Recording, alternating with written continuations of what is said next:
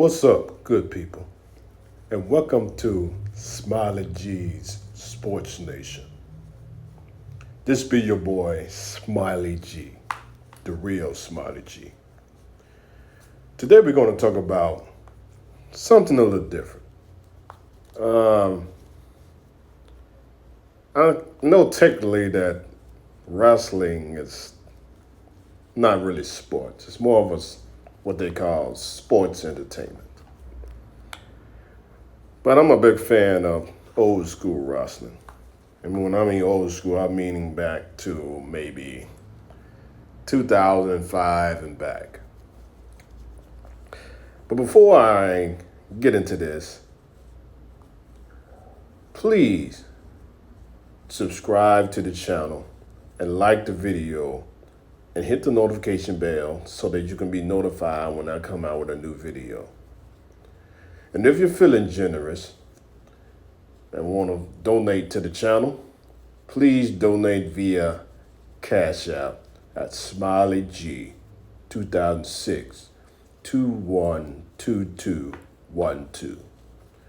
The link is in the description below. And please feel free to comment with your opinions. I take on all the smoke, but I really would be giving my unbiased opinion about everything that I say in these videos. So with that being said, let's get to this. These are probably the two most recognized superstars in the WWF. I like to say WWF because to me, when they start changing to WWE, that's when it started to go downhill. So I'm going to use the term WWF. But these were the two biggest superstars in the WWF. And in my opinion, Stone Cold Steve Austin, who's the person on the left, just have to say that for people that maybe was on the rock and didn't, or not a big fan of wrestling, who don't know who he is. Still white, bald-headed, toughest SOB in the WWE, they like to call him. Well, I like to call it WWF, but he's the person who saved the Royal Wrestling Federation from going under.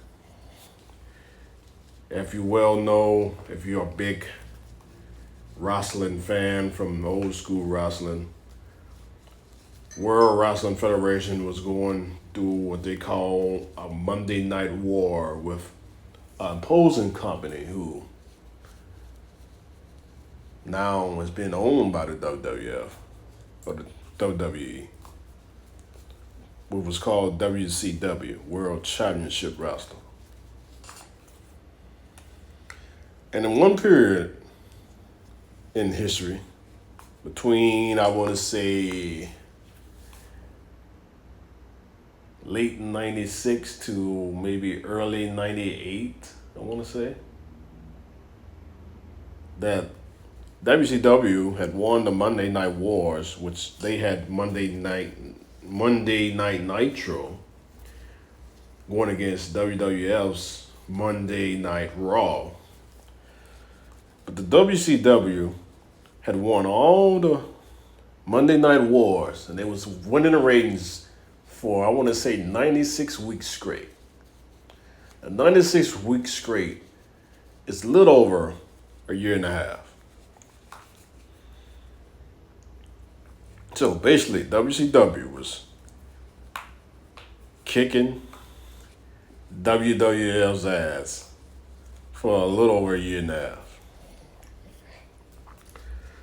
So Vince McMahon, who's the chairman of the WWF, WWE at the time, had to make some decisions.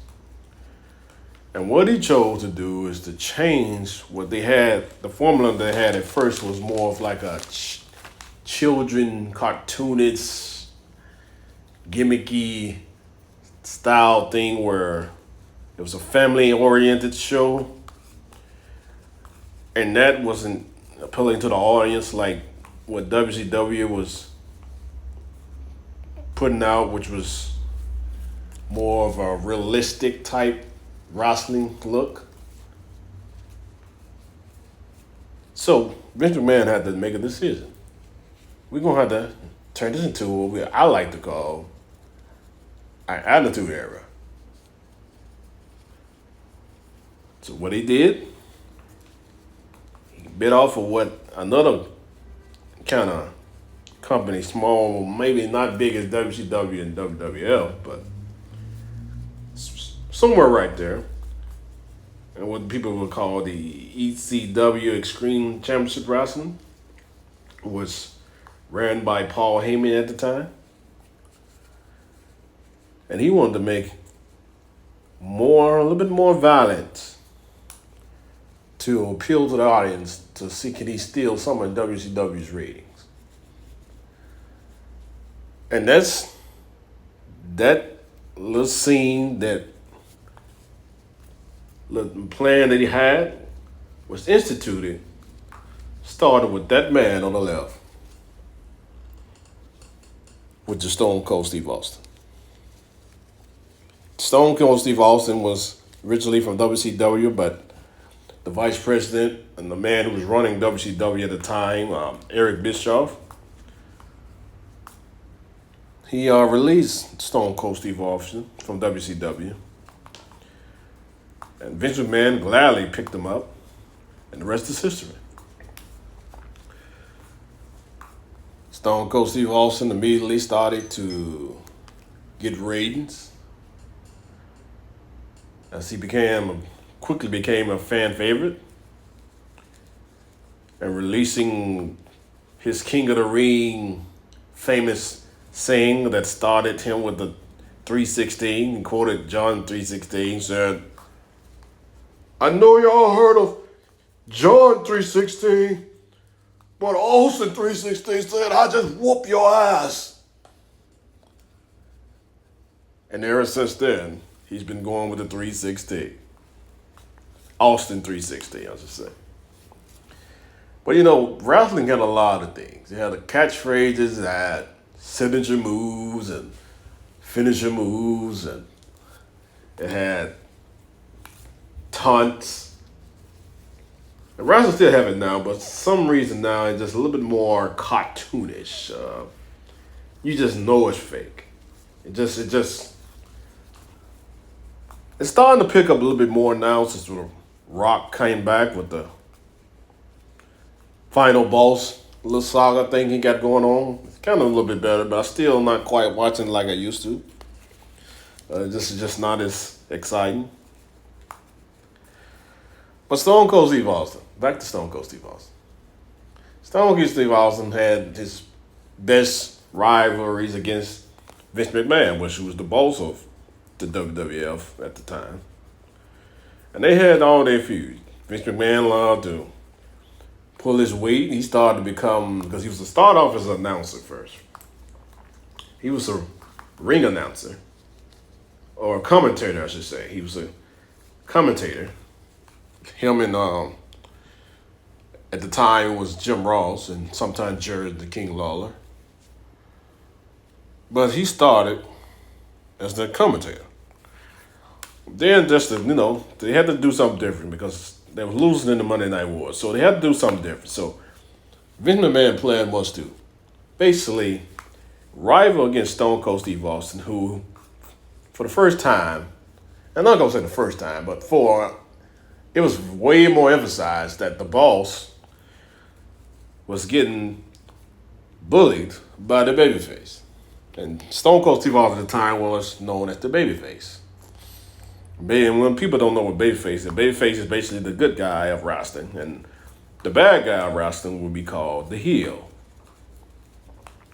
So Stone Cold Steve Austin at this time was the babyface, and Vince McMahon would be known as the heel. Stone Cold Steve Austin did a lot of things. He came out there one time with a built truck, spraying on everybody.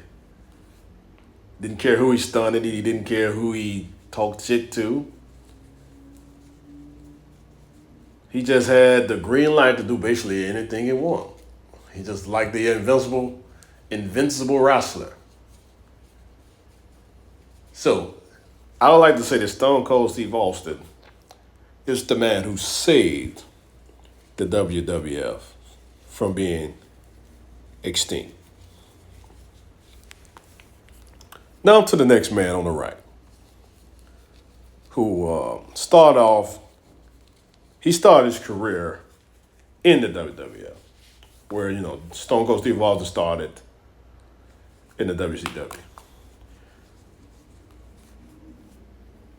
The man to the right, he started the WWF as the name of Rocky Maivia, who he was using the last name of his grandfather, who was the first generation superstar. The Rock was the third generation superstar. And his grandfather was the great Peter Maivia, who was a tag team. It was a tag team poser to was another. I forgot his name. I have to I can't remember his name right now. But there was a great tag team in I want to say the 60s of the WWF, what it was called at the time, Worldwide Wrestling Federation, which was under the leadership of Vince McMahon's father, Vince McMahon Sr. But that was the name that he was just chose to use, Rocky Maivia, which his real name is Dwayne Johnson. But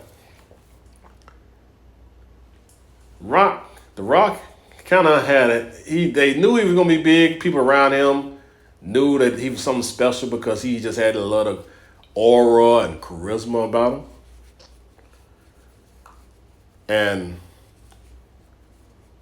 one problem, they said, the Rock and Maivia name, we don't think that's working. We're going to have to change that to something else. And what they chose to change his name into what we know now as The Rock. Now, The Rock started off as a babyface, just like Stone Cold Steve Austin, but eventually he turned into a heel.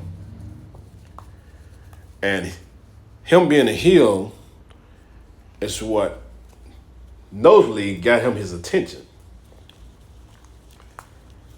He was a heel with what we called it, a group called the Nation of Domination, with Farouk Ron Simmons, D'Lo Brown, Coma, who was now known as the Godfather popularly, but his name was Coma. And he was written before that, the Papa Shango. And he also had Mark Henry, who was a part of the group.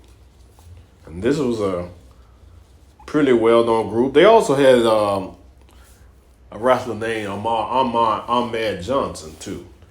But he didn't last that long. He kind of went downhill because him and Farouk got into it, and kind of had to break that little chain up. But that's neither here nor there. But The Rock got his popularity from the Nation of Domination. And then he started the Root heel, and then once he got so big that he had to lead the group, then he joined at the time what was known as Vince McMahon's Corporation. And this was a faction that had The Rock, Shawn Michaels was part of the group a little short period of time, Vince McMahon, Shane McMahon, Vince McMahon's son. He just had a lot of things going on. But the crowd was just loving his catchphrases. He had started a lot of catchphrases like the Rudy Poo Candy Ass and if you smell what The Rock is cooking. And he just had a lot of catchphrases that the crowd was getting into. They was eating it up. And then he started to come out saying, finally, The Rock has come back to whatever city that it was, and it was just becoming a little big thing, and the crowd was eating it up. So eventually, The Rock had to turn back to a babyface because the crowd was liking him so much that he couldn't stay a heel. He had to turn to babyface. But it just so happened that Stone Cold Steve Austin had suffered an injury to his neck, and I think it was caused. I think what he wanted to say was caused by Bret Hart's brother, Owen Hart, who was at power driving him and kind of dropped him on his head that kind of damaged his neck, broke his neck, I want to say. So Stone Cold Steve Austin had to stay out of the business for about a year almost. I want to say a year.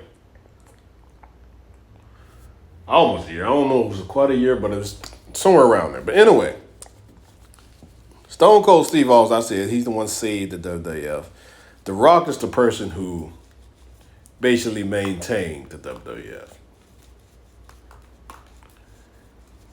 The Rock is the person who basically was a person with him and a couple others like Mankind and Mankind McFoley, The Undertaker, Triple H, The Game, some more people. But the WWF was just doing so much stuff that WCW just couldn't keep up with. The main thing was the violence. The Attitude Era had a little thing where the violence was so good and you didn't know what to expect that wrestling never seen this before. The wrestling world never seen what WWF had to offer at the time. And WCW tried to mimic it, but it just wasn't the same. WCW made a lot of bad business decisions, trying to win the Monday Night Wars all the time that they made bad pay-per-views because all the good matches was on Monday Night Raw. It just wasn't organized. And a lot of the good wrestlers that WCW was having, the young talent that was probably the future of WCW, was starting to go back to WWF.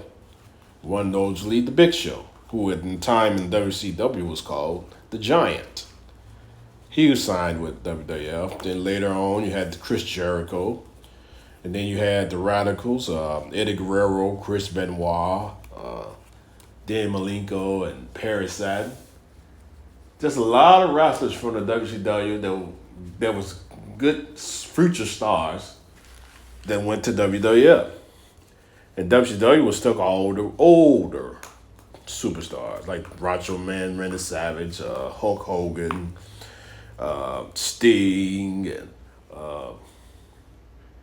Kevin Nash and Scott Hall. All those were the older wrestlers who had been known for a minute. And they just wasn't getting put over like the new young superstars of the WWF were. So eventually, WCW, Ted Turner, who was WCW's owner at the time, agreed to sell the company because the Time Warner had sold its business to what would call, I want to say Comcast. Comcast Xfinity now, but it's Comcast. They sold their company to Comcast. And after that, Comcast didn't want WCW on the program no longer, so they decided to sell the company. And Vince McMahon quickly bought it up. And after all that was the death of the WCW as well as the decline of the WWF. Because as soon as they signed that contract, as soon as WCW basically sold the company, WWF, Vince McMahon felt like he didn't have to work as hard anymore. And say, I'm on top of the business. So he went back to kind of to get back to the less violent, less cornier, more cartoonish style that we see and it led to what we have now. But I just want to recognize and respect these two legends of wrestling that's on the screen right here. Because without these two men right here, WWF would not have survived the Monday Night Wars. These are the two most popular and probably the two crucial superstars of the WWF, which is now known as the WWE. And I'm just giving my paying my dues and respecting these men and giving them the just the honor to saving and making what was a great era of wrestling. And I wish that y'all still was in y'all primes. I'll be watching the business right now. But that's all I have for today. Y'all just tell me what y'all think.